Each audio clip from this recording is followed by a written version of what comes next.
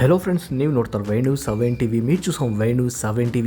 Friends, ಇವತ್ತೇನಪ್ಪ ವಿಷಯ ಅಂದರೆ ತುಂಬ ಜನ ರೈತರು ಅದರ ಕೇಳ್ತಾ ಇದ್ದಾರೆ, ಈ ಸರಿ ಟೊಮೆಟೊ ಸೀಸನ್ ನಡೆಯುತ್ತೋ ಇಲ್ವೋ ಅಂತ ತುಂಬ ಜನ ಕೇಳ್ತಾ ಇದ್ದಾರೆ. ಯಾಕೆ ಅಂದರೆ ತುಂಬ ದಿವಸದಿಂದ ರೇಟ್ ಆದರೆ ಡೌನಲ್ಲಿ ನಡೀತಾ ಇದೆ, ಅದರಿಂದ ಕೇಳ್ತಾ ಇದ್ದಾರೆ ಸೀಸನ್ ನಡೆಯುತ್ತೋ ಇಲ್ವೋ, ಇನ್ನೂ ವ್ಯಾಪಾರಸ್ಥರಾದರೆ ಬಂದಿಲ್ಲ, ಬರ್ತಾರೋ ಇಲ್ವೋ ಕೇಳಿ ಸರ್ ಅಂತ, ವ್ಯಾಪಾರಸ್ಥನ ಯಾರನ್ನಾದರೂ ಇಂಟರ್ವ್ಯೂ ಮಾಡಿ ಸರ್ ಅಂತ ತುಂಬ ಜನ ಕೇಳ್ತಾ ಇದ್ದಾರೆ. ಮಾರ್ಕೆಟಲ್ಲಿ ಕೇಳ್ತಾ ಇದ್ದಾರೆ, ಹಾಗೆ ಸಿಗ್ದಾಗ ಕೇಳ್ತಾ ಇದ್ದಾರೆ, ಹಾಗೆ ಕೆಲವರಾದರೂ ಮೆಸೇಜ್ ಮಾಡಿ ಕೇಳ್ತಾ ಇದ್ದಾರೆ.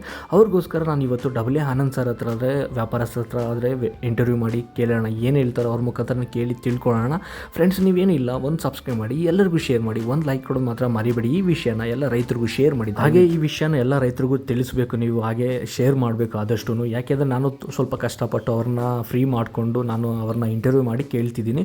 ಅದು ನಿಮಗೋಸ್ಕರ, ರೈತರಿಗೋಸ್ಕರ, ನಮ್ಮ ಸಬ್ಸ್ಕ್ರೈಬ್ಗೋಸ್ಕರ, ಹಾಗೆ ನಮ್ಮ ವ್ಯೂವರ್ಸ್ಗೋಸ್ಕರ ಈ ವಿಷಯನ ನಾನು ನಿಮ್ಗೆ ಹೇಳೋಕ್ಕೆ ಇಷ್ಟಪಡ್ತೀನಿ. ಹಾಗೆ ಸೀಸನ್ ಬಗ್ಗೆ ಎಲ್ಲ ಡೀಟೇಲ್ಸು ಈ ವಿಡಿಯೋ ಎಂಡಿಂಗ್ವರೆಗೂ ನೋಡಿದ್ರೆ ನಿಮ್ಗೆ ಅರ್ಥ ಆಗೋದು. ಬನ್ನಿ ವಿಡಿಯೋ ಸ್ಟಾರ್ಟ್ ಮಾಡೋಣ. ಒಂದು ಲೈಕ್ ಕೊಟ್ಬಿಡಿ ಪ್ಲೀಸ್, ಬನ್ನಿ. ಸರ್ ನಮಸ್ಕಾರ. ಸರ್ ನಮಸ್ಕಾರ ಮೇಡಮ್ ಅವರೇ, ಹೇಗಿದ್ದೀರಾ? ಚೆನ್ನಾಗಿದೆ ಸರ್, ತುಂಬ ದಿವಸ ಆಯ್ತು ಸರ್ ನಿಮ್ಮ ನೋಡಿ. ಹಾಗೆ ಲೋಡಿಂಗ್ಲೆಲ್ಲ ಸ್ಟಾರ್ಟ್ ಮಾಡ್ತಾ ಇದ್ದಾರೆ, ಹೆಂಗೆ ಸರ್? ಈ ಥರ ಸ್ಟಾರ್ಟ್ ಆಗಿದೆ, ಒಂದು 5-10 ಡೇಸಿಂದ ಸ್ಟಾರ್ಟ್ ಮಾಡಿದ್ದೀವಿ. 2-3 ಸ್ಟೇಟ್ ಸ್ಟಾರ್ಟ್ ಆಗಿದೆ ಸದ್ಯಕ್ಕೆ. ಇನ್ನು ವ್ಯಾಪಾರಸ್ಥರೇನು ಬರ್ತಾ ಇದ್ದಾರೆ, ಹೆಂಗೆ ಸರ್? ಬರೋರು ಇದ್ದಾರೆ, ಇನ್ನು ಬರ್ತಾರಾ? ಎಷ್ಟು ದಿನ ಆಗುತ್ತೆ ಸರ್ ಬರೋದಕ್ಕೆ? ಎಲ್ಲ ಈಗ ಆಲ್ರೆಡಿ ಎಲ್ಲ ಸ್ಟೇಟಲ್ಲೂ ಕೊನೆ ಆಗ್ತಾ ಬರ್ತಾ ಇದೆ ಟೊಮೊಟೊ. ಇನ್ನೆಲ್ಲ ಒಂದು ವೀಕ್ಗೆ ಎಲ್ಲ ಕಡೆ ಕಾಯಿ ಇದೆ. ಅಮರಾವತಿ ಬರ್ತಾ ಇದೆ, ಮತ್ತು ರಾಜಸ್ಥಾನಲ್ಲಿ ಚೋಮು ಅಂತ ಹೇಳ್ಬಿಟ್ಟು ಆ ಕಡೆ ಬರ್ತಾಯಿದೆ, ಮತ್ತು ಚಿನ್ವಾಡ ಅಂತ ಹೇಳ್ಬಿಟ್ಟು MP ಬರ್ತಾಯಿದೆ. ಅವೆಲ್ಲ ಎಂಡಿಂಗ್ ಸ್ಟೇಜು, ಎಲ್ಲ ಎಂಡ್ ಆಗಿಬಿಡ್ತಾಯಿದೆ. ಇನ್ನೆಲ್ಲ 8-10 ಡೇಸ್ಗೆ ಎಲ್ಲ ಕಡೆ ಕ್ಲೋಸ್ ಆಗುತ್ತೆ. ಹಾಗೇನಿದ್ರು ನಮ್ಮ ಮಹಾರಾಷ್ಟ್ರ ಮತ್ತು ಈ ನಮ್ಮ ಬೆಂಗಳೂರು ಇದು ಮಾತ್ರನೇ ಹೋಗಬೇಕು, ಎಲ್ಲ ಕಡೆಗೂ ಆಲ್ ಓವರ್ ಇಂಡಿಯಾಗೆ ಸಪ್ಲೈ ಆಗಬೇಕು. ಇವಾಗ ಹೆಂಗೆ ಸರ್, ಆ ಕಡೆ ಎಲ್ಲ ಮಳೆ ಬೀಳ್ತಿದೆಯಾ ಹೆಂಗೆ ಸರ್? ಇವಾಗ ನಿಮ್ಮ ಮಹಾರಾಷ್ಟ್ರ ಎಲ್ಲ ಮಳೆ ಎಲ್ಲ ಬಿದ್ದು ಎಂಡ್ ಆಗಿದೆ. ಅಲ್ಲೆಲ್ಲ ಆಲ್ಮೋಸ್ಟ್ ಒಂದು 30-40% ಡ್ಯಾಮೇಜ್ ತಿಂದಿದೆ ಹೊಸ ಕಾಯಿ ಬರೋದು. ಮತ್ತು ಬೇರೆ ಕಡೆ ಎಲ್ಲ ಕೊನೆ ಆಗ್ತಾ ಬರ್ತದೆ, ಯಾಕೆಂದರೆ ಸೀಸನ್ ಎಂಡಿಂಗ್ ಇನ್ನೆಲ್ಲ 8-10 ಡೇಸ್ಗೆಲ್ಲ ಕ್ಲೋಸ್ ಆಗುತ್ತೆ. ಮೋಸ್ಟ್ಲಿ June 5th ಸ್ವಲ್ಪ ಸ್ಪೀಡ್ ಆಗುತ್ತೆ ಲೋಡಿಂಗ್ ಇದರಿಂದ. ನಮ್ಮ ಚಿಂತಾಮಣಿಗೆ ಯಾವಾಗಿಂದ ಬರ್ತಾರೆ ಸರ್ ವ್ಯಾಪಾರಸ್ಥರು? ಯಾವಾಗ, ಏನೇ ಐಡಿಯಾ?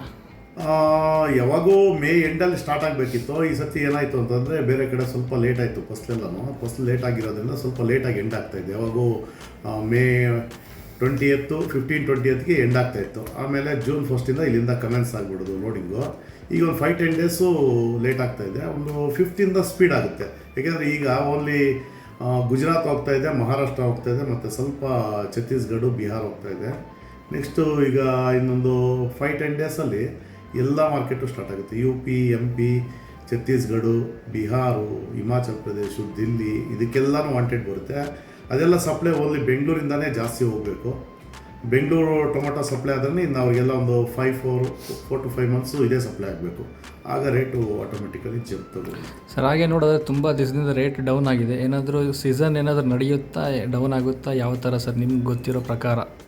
ಇದು ಯಾಕೆ ಡೌನು ಅಂತಂದರೆ ಲಾಸ್ಟ್ ಇಯರು ಇಲ್ಲೆಲ್ಲ ಬೆಳೆಯೋದು ಸ್ವಲ್ಪ ಕಡಿಮೆ ಇತ್ತು ಎಲ್ಲ, ಯಾಕೆಂದರೆ ಗೊತ್ತಿರಲಿಲ್ಲ ಈ ಥರ ರೇಟ್ ಬರುತ್ತೆ. ಲಾಸ್ಟ್ ಇಯರು ಈ ಟೈಮಲ್ಲಿ ಫಸ್ಟಲ್ಲಿ ಅಂದರೆ ಏಪ್ರಿಲ್ ಮೇಯಲ್ಲಿ ಒಳ್ಳೆ ರೇಟ್ ಸಿಕ್ತು.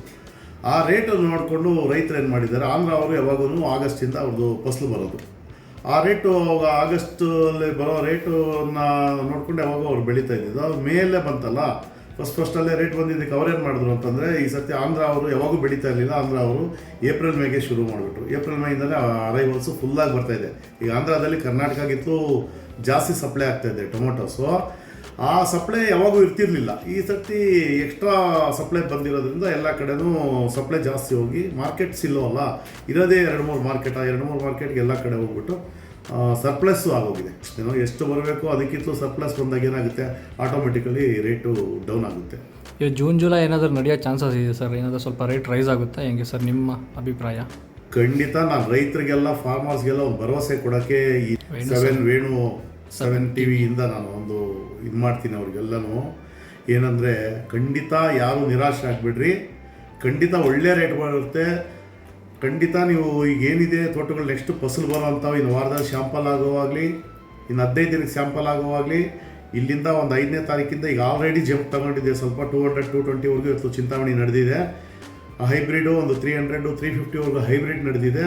ಆದ್ದರಿಂದ ಯಾರೂ ಫಾರ್ಮರ್ಸ್ ನಿರಾಶೆ ಆಗಿಬಿಡ್ರಿ. ಬೆಳೆನ ಚೆನ್ನಾಗಿ ಕಾಪಾಡ್ಕೊಡ್ರಿ. ಒಳ್ಳೆ ಕೊಟ್ಟಿಗೆ ಗೊಬ್ಬರ ಮತ್ತು ಔಷಧಿಗಳೆಲ್ಲ ಕೊಟ್ಕೊಂಡು ಚೆನ್ನಾಗಿ ಕಾಪಾಡ್ಕೊಡ್ರಿ. ನಿಮಗಂತೂ ಖಂಡಿತ ಒಳ್ಳೆ ಮುಂದಿನ ದಿನಗಳಲ್ಲಿ ಒಳ್ಳೆ ದಿನಗಳು ಬರ್ತಾ ಇದೆ. ಒಳ್ಳೆ ರೇಟ್ ಸಿಗುತ್ತೆ. ಬಟ್ ಯಾರು ನಿರಾಶರಾಗಬೇಡ್ರಿ. ಬೆಳೆ ಬಗ್ಗೆ ತಾತ್ಸಾರ ಮಾಡಬೇಡಿ. ಯಾಕೆಂದರೆ ಯಾವಾಗ ನೀವು ತಾತ್ಸಾರ ಮಾಡ್ತೀರೋ ಪ್ರತಿ ಸತ್ತಿನೂ ನಾನು ಹೇಳ್ತಾ ಇದ್ದೀನಿ, ಎಚ್ಚರಿಕೆ ನಿಮಗೆ. ಅವಾಗೇ ಅದು ರೇಟ್ ಬರ್ತಾ ಇದೆ, ಖಂಡಿತ ಜಂಪ್ ತೊಗೊಳುತ್ತೆ 5 ಡೇಸಲ್ಲಿ. ಈಗೇನು ರೇಟ್ ಇದೆ ಇದಕ್ಕಿಂತ ಒಂದು 20-30% ರೇಟ್ ಜಾಸ್ತಿ ಆಗುತ್ತೆ, ಹಂಗೆ ಜಾಸ್ತಿ ಆಗ್ತಾ ಹೋಗುತ್ತೆ. ಸರ್ ಹಾಗೆ ಇವಾಗ ನೀವು ಕಳಿಸಿರೋ ಮಾಲ್ ಇವಾಗ ಕಳಿಸಿದ್ರಲ್ಲ, ನೀವು ಪಾರ್ಸಲ್ ಕಳಿಸಿದ್ರಲ್ಲ, ಅವು ಸಕ್ಸಸ್ ಆಗಿದೆ ಹೆಂಗೆ ಸರ್ ಈ ಕಡೆ ಮಾಲು? ಸಕ್ಸಸ್ ಆಗೋಕ್ಕೆ ಏನಪ್ಪ ಅಂತಂದರೆ ನೋಡಿ, ಈಗ ಏನಾಗಿದೆ ಅಂದರೆ ನಾವು ಎಲ್ಲ ಸಾಹೋ ಕಳಿಸ್ತೀವಿ. ಈಗ ಈ ಸೀಡ್ ಕಂಪ್ನಿಗಳಿದಾವಲ್ಲ, ಈ ನಮ್ಮ ರೈತರಿಗೆ ಒಂದು 100 ರೂಪಾಯಿ 200 ರೂಪಾಯಿ ಪಾಕೆಟ್ ಕಡಿಮೆ ಅಂತ ಹೇಳಿಬಿಟ್ರೆ ಯಾವುದೋ ಬಾಹು ಬಂದಿದೆ, ಬಾಹು ಅಂತ ಬಂದಿದೆ, ಬಾಹು ಬಲಿ ಮಾಡಿಬಿಡ್ತು ರೈತರನ್ನೆಲ್ಲ, ಬಾಹು ಬಲಿ ಆಗೋದು. ಅದೇ ತುಂಬ ರೋಸ್ ಬರ್ತಾ ಇದೆ ಅದು. ಹೌದೌದು. ಅದರಲ್ಲಿ ಏನಂದರೆ ನೋಡೋದಕ್ಕೆ ಇವಾಗ ಕಿತ್ಕೊಂಡ್ಬಂದಾಗ ಚೆನ್ನಾಗಿರುತ್ತೆ, ಇನ್ನು ಪಾರ್ಸಲಲ್ಲಿ 3 ಡೇಸ್ 4 ಡೇಸ್ಗೆ ಅದು ಹೋಗಿ ಅಲ್ಲಿ ರೀಚ್ ಆದಾಗ ಅದೆಲ್ಲ ನೀರು ಬಿಡ್ತಾ ಇದೆ. ಪ್ಲಸ್ ಮಳೆಗೆ ತಡೆಯೋದಿಲ್ಲ ಅದು. ಆದ್ದರಿಂದ ರೈತರು ಯಾವತ್ತೇ ಆಗಲಿ ಹೊಸದ್ರಿಂದ ಹೋಗೋ ಬದಲು ಬೇರೆ ಯಾರಾದರೂ ಹಾಕಿದರೆ ಅದನ್ನು ಚೆಕ್ ಮಾಡಿಬಿಟ್ಟು ನೀವು ಸ್ಥಳ ಪರಿಶೀಲನೆ ಮಾಡಿ, ಹಣ್ಣು ಪರಿಶೀಲನೆ ಮಾಡಿ ಆಮೇಲೆ ನೀವು ಪ್ರಯೋಗ ಮಾಡಬೇಕೇ ಹೊರತು ಲಕ್ಷಾಂತರ ರೂಪಾಯಿ ಖರ್ಚು ಮಾಡಿಬಿಟ್ಟು ಕಷ್ಟಪಟ್ಟು 3-4 ತಿಂಗಳು ನೀವು ಕಷ್ಟಪಟ್ಟು ಬೀಜನೇ ಸರಿ ಇಲ್ಲ ಅಂತಂದರೆ ನಿಜವಾಗ್ಲೂ ಏಟ್ ತಿಂತೀರಾ. ಖಂಡಿತ ಯಾವುದೇ ಕಂಪ್ನಿಗಳ ಹೊಸ ಆಸೆಗಳಿಗೆ, ಹೊಸ ಬೀಜಗಳ ಆಶ್ವಾಸನೆಗೆ ನೀವು ಮಾರೋಗ್ಬೇಡ್ರಿ. ದಯವಿಟ್ಟು ಒಳ್ಳೆ ಸೀಡು, ಒಳ್ಳೆ ಇದನ್ನು ಬೆಳೀರಿ, ನೀವು ಖಂಡಿತ ನಿಮ್ಗೆ ಸಕ್ಸಸ್ ಆಗುತ್ತೆ. ಇವತ್ತು ನೋಡಿ ಸಾಹೋ 220 ರೂಪಾಯಿ ಇತ್ತು, ಬಾಹೋ 120 ಇತ್ತು. ನಿಮ್ಮ ಕಣ್ಣು ಮುಂದೆ ನೀವೆಲ್ಲ ವಿಡಿಯೋ ಮಾಡಿದ್ರಿ. ಒಳ್ಳೆ ದಪ್ಪ ಕಾಯಿನೇ ಇತ್ತು, ಬಾಹೋ 120 ರೂಪಾಯಿ ಇತ್ತು. ಅದೇ ಸಾಹೋ 200, 220, 250 ರೂಪಾಯಿ ಕೂಡ ಹೋಯ್ತು. ಈ ಥರ ಇರೋದ್ರಿಂದ ಸೀಡಲ್ಲಿ ಶಕ್ತಿ ಇರಬೇಕು. ಯಾವತ್ತೂ ಸೀಡ್ ಶಕ್ತಿ ಇದ್ದರೆ ಅದು ಯಾವತ್ತೂ ಲಾಂಗ್ ಡ್ಯೂರೇಷನ್ಗೆ ತಡೆಯುತ್ತೆ, ಆಗ ಆ ಕಾಯಿಗೆ ಒಳ್ಳೆ ಬೆಲೆ ಬರುತ್ತೆ. ನೀವಂದರೆ ಸಾಹೋ ಹಾಕಿದ್ರೆ ಬೆಸ್ಟ್ ಅಂತ ನೀವು ಹೇಳ್ತೀರಿ ಸರ್? ಹೌದೌದು, ಖಂಡಿತ ಸಾಹೋನೇ ಬಿಡಿ. ಅಂದರೆ ನೀವು ಪಾರ್ಸಲ್ ಹೋಗೋದಕ್ಕೆ 3 ಡೇಸ್ 4 ಡೇಸ್ ಬೇಕು, ಅದಕ್ಕೆ ಚೆನ್ನಾಗಿ ತಡೆಯುತ್ತೆ. ಹೌದು, ಇದೇನು ಗೊತ್ತಾ, ಈಗ ನಾವು ಇಲ್ಲಿಂದ ಪಾರ್ಸಲ್ ಮಾಡಿದ್ದೀವಿ ಅಂದರೆ ಇಂದ ಜರ್ನಿ 3 ಡೇಸ್ 4 ಡೇಸ್ ಹೋಗಬೇಕು, 5th ಡೇ ಸೇಲಿಂಗ್ ಹೋಗುತ್ತೆ. ಅದು ಹೋಗ್ಬಿಟ್ಟು ಬಂಡಿಗಳಲ್ಲೆಲ್ಲ ತೊಗೊಂಡೋಗಿ ಅವ್ರು ಮಾರೋ ಒಳಗಡೆ 6th ಡೇ ಮಾರ್ತಾರೆ. 6th ಡೇ ಮಾಡಿ 7th ಡೇ ಮನೆಯಲ್ಲಿ ಅಡುಗೆ ಮಾಡಿದಾಗ ಹೆಂಗಿರುತ್ತೆ ಕಾಯಿ, ಅಷ್ಟು ಆಲೋಚನೆ ಮಾಡಿದರೆ ಬೆಳಿಬೇಕು. ಯಾವತ್ತು ನಾವು ಅಷ್ಟೇ ಪಾರ್ಸಲ್ ಮಾಡುವಾಗ ಮನೆಯಲ್ಲಿ ಸಾಂಬಾರಾಗೋವರೆಗೂ ನಾವು ಯೋಚನೆ ಮಾಡಿ ನಾವು ಟೊಮೆಟೊನ ಇದು ಪಾರ್ಸಲ್ ಮಾಡ್ತೀವಿ. ಸರ್ ಹಾಗೆ ಇವತ್ತು ನೀವು ಎಷ್ಟು ಗಾಡಿ ಮಾಡಿದ್ದೀರಿ ಸರ್? ನಾನಿವತ್ತು ಒಂದು 3-4 ಗಾಡಿ ಮಾಡಿದ್ದೀನಿ ಸರ್. ಎಲ್ಲೆಲ್ಲಿ ಮಾಡಿದ್ದೀರಿ ಸರ್ ಇವತ್ತು? ಬಾಂಬೆ, ಗುಜರಾತ್ ಹೋಗ್ತಾ ಇದೆ, ಮಹಾರಾಷ್ಟ್ರ, ಗುಜರಾತ್, ಮತ್ತು ಸ್ವಲ್ಪ ನಮ್ಮ ಕರ್ನಾಟಕ ಲೋಕಲ್ ಹೋಗ್ತಾ ಇದೆ. ಮತ್ತು ನಿಮಗೆ ವ್ಯಾಪಾರಸ್ಥರು ಎಲ್ಲೆಲ್ಲಿಂದ ಬರ್ಬೇಕು ಸರ್ ನಿಮಗೆ? ಸರ್ ಇನ್ನು ಈಗ ಶುರು ಆಗಿದೆ, ಜಸ್ಟ್ 1-2 ಸ್ಟೇಟ್ ಮಾತ್ರ ಓಪನ್ ಇದೆ. ಇನ್ನು 5-10 ಡೇಸ್ಗೆ ಎಲ್ಲ ಸ್ಟೇಟ್ ಓಪನ್ ಆಗುತ್ತೆ. ಅಂದರೆ ಒಂದು 20-25 ಸ್ಟೇಟ್ ಓಪನ್ ಆಗಿಬಿಡುತ್ತೆ. ಎಲ್ಲ ಕಡೆನೂ ನಮ್ಮ ಕರ್ನಾಟಕ ಅಂದರೆ ಬೆಂಗಳೂರು ಟೊಮೆಟೊನೇ ಸಪ್ಲೈ ಆಗಬೇಕು. ಯು ಪಿ ಏನನ್ನ ಸ್ಟಾರ್ಟ್ ಆಗಿಬಿಡ್ತು ಅಂದರೆ ಹತ್ರ 200-300 ಗಾಡಿ ಯು ಪಿಗೆ ಮಾತ್ರ ಬೇಕು, ದಿಲ್ಲಿ ಕಡೆ 200 ಗಾಡಿ ಬೇಕು. ಆ ಥರ ಡಿಮ್ಯಾಂಡ್ ಜಾಸ್ತಿ ಆದಂಗೆ ಸರ್ಪ್ಲಸ್ ಹೆಂಗೆ ಸಪ್ಲೈ ಆಗುತ್ತೆ, ಸಪ್ಲೈ ಡಿಮ್ಯಾಂಡಿಗೆ ಏನಾಗಿದೆ, ಸಪ್ಲೈ ಜಾಸ್ತಿ ಇದೆ, ಡಿಮ್ಯಾಂಡ್ ಕಡಿಮೆ ಇದೆ. ಈಗ ನೆಕ್ಸ್ಟ್ ಇನ್ 5 ಡೇಸ್ ಆಫ್ಟರ್ ಸಪ್ಲೈ ಕಡಿಮೆ ಆಗುತ್ತೆ, ಡಿಮ್ಯಾಂಡ್ ಜಾಸ್ತಿ ಆಗಿದೆ, automatically rate every day increase ಆಗ್ತಾ ಹೋಗುತ್ತೆ. ಎವ್ರಿ ಡೇ ಇನ್ಕ್ರೀಸ್ ಆಗಿ ಈಗ ಏನಿದೆ ಇನ್ನು 10 ಡೇಸ್ಗೆ ಇದು 200 ಇಂದ 300 ಆಗುತ್ತೆ. 10th ತಾರೀಕಿಗೆ ನೀವು ಬೇಕಾದ್ರೆ ನಾನು ಇವತ್ತು ಹೇಳ್ತಾ ಇದ್ದೀನಿ, 10th ನೀವು ನೋಡಿ, ಇದೇ TV 7ನಲ್ಲಿ ನಿಮಗೆ ಗೊತ್ತಾಗುತ್ತೆ. 10ನೇ ತಾರೀಕು ಈ ರೇಟ್ ಇರೋದಿಲ್ಲ, 10ನೇ ತಾರೀಕು 300 ರೂಪಾಯಿ ಮೇಲೆ ನಡೀತಾ ಇರುತ್ತೆ ಒಳ್ಳೆ ಸಾಹಕಾಯಿಗೆ. ಹಾಗೆ ಸರ್ ನಿಮ್ಮ ಪಾರ್ಟಿಲಿನ ಎಷ್ಟು ಜನ ಬರಬೇಕು ಸರ್? ಇವಾಗ ನಮಗೆ ಇನ್ನು ಯು ಪಿ ಕಡೆಯಿಂದ ಬರಬೇಕು, ಛತ್ತೀಸ್ಗಢ ಕಡೆಯಿಂದ ಬರಬೇಕು, ಹಿಮಾಚಲಿಂದ ಬರಬೇಕು, ದಿಲ್ಲಿಯಿಂದ ಬರಬೇಕು, ರಾಜಸ್ಥಾನ್ ಬರಬೇಕು, ಜಮ್ಮು ಕಾಶ್ಮೀರ್ ಬರಬೇಕು, ಮತ್ತು ಬಾಂಗ್ಲಾವ್ರು ಬರಬೇಕು. ಅವರೆಲ್ಲ ಏನು ಹೇಳ್ತಾರೆ ಸರ್ ಯಾವಾಗ ಬರಬೇಕು? ಎಲ್ಲಾನು ಹೇಳಿದ್ನಲ್ಲ, 5th ಇಂದ ಎಲ್ಲ ಸ್ವಲ್ಪ ಜಂಪ್ ತಗೊಳುತ್ತೆ. 10th ಫುಲ್ ಸ್ಪೀಡ್ ಹಿಡ್ಕೊಳುತ್ತೆ. ಲೋಡಿಂಗೇ ಸ್ಪೀಡ್ ಆದಾಗ ಪ್ರತಿಯೊಬ್ಬರಿಗೂ ಲೋಡಿಂಗ್ ಬೇಕು, ಪ್ರತಿ ಅಂಗಡಿಯಲ್ಲೂ ಕಾಯಿ ಇರಬೇಕು. ಲಾಭ ನೋಡೋದಿಲ್ಲ. ಈಗ ವ್ಯವಹಾರ ಅಂದರೆ ವ್ಯವಹಾರ ಹೆಂಗೆ ಅಂದರೆ ಲಾಸು ಲಾಭ ಯಾರೂ ನೋಡೋದಿಲ್ಲ. ವ್ಯವಹಾರ ಮಾಡೋದು ವ್ಯವಹಾರ ಮಾಡ್ತಾ ಇರ್ತೀವಿ, ಕೊನೆಗೆ ಸೀಸನ್ ಎಂಡ್ ನಾವು ನೋಡ್ತೀವಿ. ಅದರಿಂದ ಎಲ್ಲರಿಗೂ ಟೊಮೊಟೊ ಬೇಕು, ಎಲ್ಲ ಅಂಗಡಿಯಲ್ಲೂ ಟೊಮೊಟೊ ಸಪ್ಲೈ ಆಗಬೇಕು. ಆಗೇನಾಗುತ್ತೆ ಅಂದರೆ ಆಟೋಮೆಟಿಕಲಿ ರೇಟು ಚೆನ್ನಾಗಿ ಜಂಪ್ ತೊಗೊಳುತ್ತೆ. ಖಂಡಿತ ಯಾರೂ ನಿರಾಶರಾಗಬೇಡಿ. ರೈತರಿಗೆಲ್ಲ ನಾನು ಲಾಸ್ಟ್ ಇಯರ್ ಕೂಡ ಒಂದು ಮೆಸೇಜ್ ಕೊಟ್ಟಿದ್ದೆ. ಬಟ್ ಈ ಸತಿ ಸ್ವಲ್ಪ ಲೇಟ್ ಆಯಿತು. ನಿಮಗೆ ಒಂದೊಂದು 10 ಡೇಸ್ ಮುಂಚೆ ನಾನು ಕೊಡಬೇಕಾಗಿತ್ತು, ಕಾರಣಾಂತರಗಳಿಂದ ಕೊಡೋದಕ್ಕಾಗಲಿಲ್ಲ, ಕ್ಷಮೆ ಇರಲಿ. ಅದಕ್ಕಾಗಿ ನಾನು ಹೇಳೋದೇನೆಂದರೆ ಖಂಡಿತ ನಿರಾಶರಾಗಬೇಡ್ರಿ. ನೀವು ಏನು ಬೆಳೆ ಇದೆಯಾ, ಈಗ ಬೆಳೆನ ಚೆನ್ನಾಗಿ ನೋಡಿಕೊಂಡ್ರೆ, ಒಳ್ಳೆ ಔಷಧಿ ಕೊಡ್ರಿ. 10th ಇಂದ ನಿಮಗೆ 200+ ಇರುತ್ತೆ. 200 ಮೇಲೆ 200 ಕೆಳಗಡೆ ಕಾಯಿ ಇರೋದಿಲ್ಲ, 200+ ಇರುತ್ತೆ ಒಳ್ಳೆ ಕಾಯಿಗೆ. 200 to 300 ನಿಮಗೆ 10th ವರೆಗೂ ನೋಡೋಕ್ಕೆ ನಿಮ್ಗೆ ಕಾಣ್ ಸಿಗುತ್ತೆ. ಆಮೇಲೆ ಆಟೋಮೆಟಿಕಲಿ ಮುಂದೆ ಜಂಪ್ ಆಗ್ತಾ ಹೋಗುತ್ತೆ. ಸರ್ ಹಾಗೆ ತುಂಬ ಜನ ಹೇಳ್ತಾ ಇರ್ತಾರೆ ರೈತರು, ಕೋಲಾರ ಜಾಸ್ತಿ ಹೋಗುತ್ತೆ, ಚಿಂತಾಮಣಿ ಸ್ವಲ್ಪ ಡೌನ್ ಹೋಗುತ್ತೆ ಅಂತ. ಯಾಕೆ ಸರ್ ಆ ಥರ? ಇದು ಖಂಡಿತ ಅವರು ಹೇಳ್ತಾ ಇರೋದು ತುಂಬ ಸುಳ್ಳು. ಯಾಕಂದರೆ ನೀವೀಗ ಕೋಲಾರ ಹೋಗಿದ್ದೀರಾ, ಕೋಲಾರಲ್ಲೂ ನೋಡಿದ್ದೀರಾ. ಕೋಲಾರಲ್ಲಿ ಎಂಥ ಕಾಯಿ ಹಾಕ್ತಾರೆ, ಫುಲ್ಲು ಕ್ಲೀನ್ ಮಾಡಿಬಿಟ್ಟು ಒಂದು ಕಾಯಿ ಕೂಡ ಅದರಲ್ಲಿ ಕೊಳ್ತೋಗಿರೋದಾಗಲಿ, ಸಣ್ಣದಾಗಲಿ, ಮೀಡಿಯಮ್ ಆಗಲಿ ಏನೂ ಮಿಕ್ಸ್ ಇರೋದಿಲ್ಲ. ಫುಲ್ ಕ್ವಾಲಿಟಿ ತೊಗೊಂಡೋಗ್ತಾರೆ, ಫುಲ್ ಬರ್ತಿ ತೊಗೊಂಡೋಗ್ತಾರೆ. ಅಂದರೆ ಅಲ್ಲಿಗೆ ಹಾಕೋವಾಗ 16 kg ಬರುತ್ತೆ, ಕ್ರೇಟು ಸೇರಿ 17-17.5 kg ಅಲ್ಲಿ ಬರುತ್ತೆ. ಚಿಂತಾಮಣಿಯಲ್ಲಿ ನೀವು ಕ್ರೇಟ್ ಸಮೇತ 15 kg ಬರುತ್ತೆ. ಚಿಂತಾಮಣಿಗೆ ಹಾಕೊಂಬರ್ಬೇಕಾದ್ರೆ ಫಸ್ಟೇ ಅವರು ಚಿಂತಾಮಣಿಗೆ ಇಷ್ಟು ಕೆ ಜಿ, ಕೋಲಾರ್ಗೆ ಇಷ್ಟು ಕೆ ಜಿ ಅಂತ ಇದು ಮಾಡ್ತಾರೆ. ಕೊನೆಗೆ ನೋಡಿದ್ರೆ ಅವ್ರ ಅಮೌಂಟ್ ಟ್ಯಾಲಿ ಮಾಡಿದಾಗ ಚಿಂತಾಮಣಿಯಲ್ಲೇ ಹೆಚ್ಚುವರಿ ಬಂದಿರುತ್ತೆ. ಇಲ್ಲಿ ತುಂಬ ನಿಜವಾಗೂ ವ್ಯಾಪಾರಸ್ಥರಿಗೆ ಮೋಸ ಆಗ್ತಾಯಿದೆ. ವ್ಯಾಪಾರಸ್ಥರಿಗೆ ಯಾವತ್ತೂ ಸರ್ಪ್ಲಸ್ಸು ಕೋಲಾರನೇ. ವ್ಯಾಪಾರಸ್ಥರಿಗೆ ಯಾವಾಗೂ ಕೋಲಾರಲ್ಲೇ ಚೆನ್ನಾಗಿ ಉಳಿಯುತ್ತೆ. ಯಾಕಂದರೆ ಅಲ್ಲಿ 16-16 ಕೆ ಜಿ ಕಾಯಿನೇ ಇರುತ್ತೆ. 17-17 ಕೆ ಜಿ, 18 ಕೆ ಜಿವರೆಗೂ ಕ್ರೇಟ್ ಸಮೇತ ಬರುತ್ತೆ. ಅದೇ ಚಿಂತಾಮಣಿಯಲ್ಲಿ 15 ಕೆ ಜಿಗೆ ಕ್ರೇಟ್ ಸಮೇತ ಇದಾಗುತ್ತೆ. ಅಲ್ಲಿಗೆ 2-2.5 ಕೆ ಜಿ ಚಿಂತಾಮಣಿಗೆ ಕಡಿಮೆ ತುಂಬ್ತಾರೆ ರೈತರು. ಪ್ಲಸ್ಸು ಅದು ಅಲ್ಲಾಡಿಸ್ಬಿಟ್ಟು ಇಡ್ತಾರೆ, ಅದು ಮೇಲಕ್ಕೆ ಬಂದುಬಿಡುತ್ತೆ. ಆಗೇನಾಗುತ್ತೆ, ವ್ಯಾಪಾರಸ್ಥರಿಗೆಲ್ಲ ತುಂಬ ಲಾಸ್ ಆಗ್ತಾಯಿದೆ.